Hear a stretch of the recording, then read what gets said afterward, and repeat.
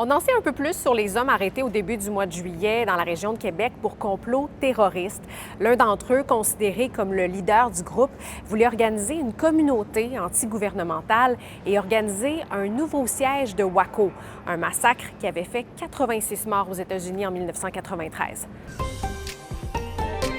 Certains des 4 accusés font partie des Forces armées canadiennes et ont participé à des entraînements militaires au Québec pour mettre leur projet sur pied.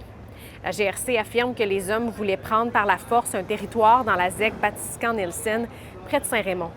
Ce sont des informations révélées dans des documents policiers et les propos sont attribués à Marc-Aurèle Chabot, membre du Royal 22e Régiment, qui semble être à la tête du groupe.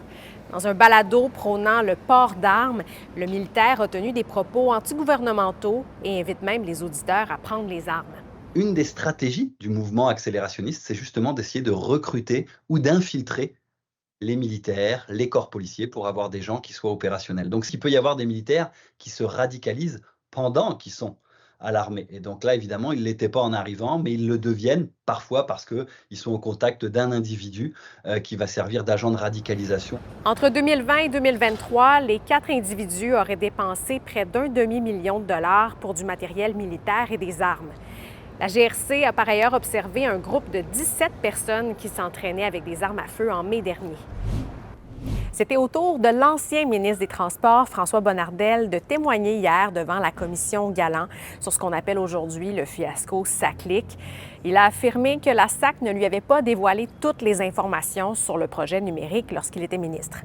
Le procureur en chef de la commission voulait savoir pourquoi le cabinet du ministre des Transports n'avait pas talonné davantage les responsables de la société d'État au moment où ils ont eu des doutes sur les coûts et les échéanciers du projet. Mon indice de bullshit il est assez fort.